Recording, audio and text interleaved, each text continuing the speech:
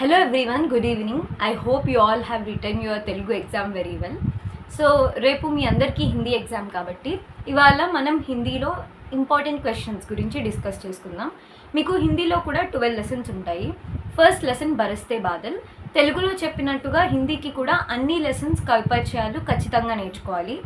First lesson బరస్తే బాదల్లో ఎలాంటి questions అడగచ్చు అంటే, वर्षा ऋतु हमेशा से सबकी प्रिय ऋतु है, इसके ऊपर अपने विचार व्यक्त कीजिए. सावन मास का क्या महत्व है, ఇలా అడగచ్చు. లేదంటే बाद बरसात का वर्णन अपने शब्दों में कीजिए, ఇలా కూడా అడగచ్చు అనమాట. ఈ 3 రకాలుగా క్వశ్చన్స్ అడగచ్చు.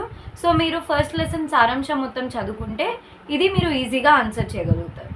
నెక్స్ట్ సెకండ్ లెసన్ ఈద్గా హ్యూమన్ వాల్యూస్ గురించిన లెసన్ కాబట్టి ఖచ్చితంగా హ్యూమన్ వాల్యూస్ బేస్డ్గా క్వశ్చన్ అడుగుతారు.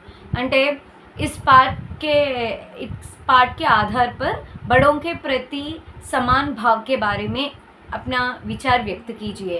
हामिद ने ऐसा किया, हामिद के प्रति आपके विचार क्या है, हामिद ने सही किया या नहीं, अगर आप हामिद के जगह होते तो क्या करते, ఇలాంటి క్వశ్చన్స్ అడగచ్చు.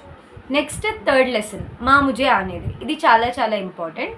ఇందులో ఏం అడుగుతారు అంటే ముఖ్యంగా సమాజ్ కే నిర్మాణ్ మే స్త్రీ और पुरुष दोनों का समान महत्व है कैसे, ఇది చాలా ఇంపార్టెంట్ క్వశ్చన్. और एक लड़की अपनी माँ के लिए क्या क्या कर सकती है, ఇది అడగచ్చు. లేదా భ్రూణ హత్య एक मानवीय और सामाजिक अपराध है, इसके ऊपर अपना विचार व्यक्त कीजिए, ఇలా అడగచ్చు. ఈ 3 రకాలుగా మిమ్మల్ని క్వశ్చన్ అడగచ్చు. మీరు ఈ ఫస్ట్ క్వశ్చన్ చెప్పాను కదా, సమాజ్ కే నిర్మాణ్ మే స్త్రీ और पुरुष का समान महत्व అని, ఆ క్వశ్చన్కి ఆన్సర్ విషయ ప్రవేశంలోనే ఉంటుంది, అది చదువుకుంటే సరిపోతుంది. నెక్స్ట్ ఫోర్త్ లెసన్ కన్ కన్ కా అధికారి, ఇది మొత్తం హార్డ్ వర్క్ గురించి కాబట్టి శ్రమ్ కా మహత్వ బతాయియే, శ్రమ్ కా క్యా మహత్వ హోతా హై, ఇలా అడగచ్చు. और సచ్చే అధికారి కౌన్ హై, మతలబ్ అంటే ఆ లెసన్ మేజర్గా కష్టపడే వాళ్ళకి రిజల్ట్ ఇవ్వాలి, ఆర్ కష్టపడే వాళ్ళు ఎంజాయ్ చేయాలి అనే పర్స్పెక్టివ్లో ఉంటుంది కాబట్టి మోస్ట్లీ హార్డ్ వర్క్ మీద క్వశ్చన్ అడుగుతారు. సో ఆ రకంగా ప్రిపేర్ అయితే సరిపోతుంది. Next fifth lesson లోక్గీత్.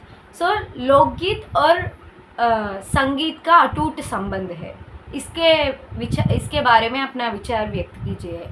और लोकगीतों का क्या महत्व है, ఇలా కూడా అడగచ్చు. అండ్ లోక్గీత్ హమేషా సే సబ్కి ప్రియ రही है क्यों, ఇలా और लोकगीतों की आजकल मांग बढ़ती जा रही है, इसकी कारण क्या हो सकती है, ఇలా అడగచ్చు. సో మోస్ట్లీ లోక్గీత్కి సంగీతానికి ఉన్న డిఫరెన్స్ బేస్ చేసుకొని ఒక క్వశ్చన్ అడుగుతాడు. Next sixth lesson Antarrashtriya Sthar Par Hindi. So దీన్ని బేస్ చేసుకొని ఒక లెటర్ రాయమనొచ్చు. ముఖ్యంగా అంతర్రాష్ట్రీయ స్థర్ పర్ హిందీలో హిందీ కా మహత్వ, సో హిందీ కా మహత్వ గురించి క్వశ్చన్ అడుగుతారు. అంటే ఐదర్ ఇంటర్నేషనల్ లెవెల్లో కానీ ఎలా అయినా సరే హిందీకి ఇంపార్టెన్స్ గురించి అడుగుతారు. సో ఆ లెసన్లో మేజర్గా ప్రవేశిక చదువుకుంటే ఆల్మోస్ట్ అన్ని పాయింట్స్ కవర్ అయిపోతాయి. హిందీ కా మహత్వ అది మేజర్ కాన్సెప్ట్ ఆ లెసన్ నుంచి. నెక్స్ట్ సెవెంత్ లెసన్ వచ్చేసి భక్తి పద్. సో భక్తి పద్లో ఆల్రెడీ మీరాబాయిది ఉంటుంది కదా, సో ఆ 2 భక్తి పద్ సారాంశాలు నేర్చుకోండి సరిపోతుంది. ఇంకోటి ఏంటంటే హమారే జీవన్ మే భక్తి కా క్యా మహత్వ హై, ఇలా అడుగుతారు. సో అది చూసుకుంటే సరిపోతుంది. నెక్స్ట్ ఎయిత్ లెసన్ స్వరాజ్కి నీవ్. స్వరాజ్కి నీవ్ కంప్లీట్గా ఫ్రీడమ్ కోసం వాళ్ళు ఫ్రీడమ్ తెచ్చినా తేకపోయినా దానికోసం ఒక స్టెప్ ముందుకేయాలి అనుకుంటారు, అందుకే స్వరాజ్కి నీవ్ ఫౌండేషన్ ఫర్ ఫ్రీడమ్. సో దాన్ని బేస్ చేసుకొని అంటే లక్ష్మీబాయి గురించి కానీ లేకపోతే తాంత్యా తోపే గురించి కానీ అలా అడగచ్చు. దాని అంటే స్వరాజ్కి నీవ్ ఇస్ వాక్య సే आपको क्या समझ में आता है, ఇలా అయినా మిమ్మల్ని అడగచ్చు అనమాట. సో स्वराज के नींव के आधार पर अपने विचार व्यक्त कीजिए. स्वराज के लिए क्या क्या करना चाहिए, इस पाठ के आधार पर उस समय की स्थिति के बारे में अपना विचार व्यक्त कीजिए, ఇలా కూడా అడగచ్చు. నెక్స్ట్ నైన్త్ లెసన్ దక్షిణ గంగా గోదావరి. దాని రైటర్ కాకా కాలేల్కర్, ఆయన మోస్ట్ ఇంపార్టెంట్ రైటర్. సో ఈ లెసన్ నుంచి అడిగే క్వశ్చన్స్ ఏంటి అంటే, कवि गोदावरी का वर्णन किस तरह किया है, अपने शब्दों में लिखिए. अगर గోదావరి కా వర్ణన్ కర్నా హే అప్నే శబ్దో మే కీజియే ఇలా కూడా అడగొచ్చు. అంటే ఆయన ఎలా వర్ణించాడో అడగొచ్చు, మిమ్మల్ని ఓన్గా వర్ణించమని కూడా అడగొచ్చు. ఆయన రకరకాలుగా కంపేర్ చేస్తాడు గోదావరి నదిని. సో దాని గురించి అంతా అడగొచ్చు. నెక్స్ట్ 10th లెసన్కి వచ్చేసరికి నీతి దోహే. సో నీతి దోహే ఆధారంగా ఏంటంటే ఎలా అడుగుతారు అంటే చాలా సింపుల్గా మోరల్ వాల్యూస్ బేస్డ్ క్వశ్చన్స్ అలాంటివి అడుగుతారు నీతి దోహేని చూసుకొని. లేదంటే అందులో నీతి దోహే సారాంశం ఉంటుంది కదా, దానిలోంచి ఒక క్వశ్చన్ వస్తుంది. సో ఆ నీతి దోహేల భావాలు నేర్చుకుంటే సరిపోతుంది. Next 11th lesson Jal he Jeevan hey. Jal he Jeevan hey base చేసుకొని జల్ కా క్యా మహత్వ హే ఇలా అడగొచ్చు.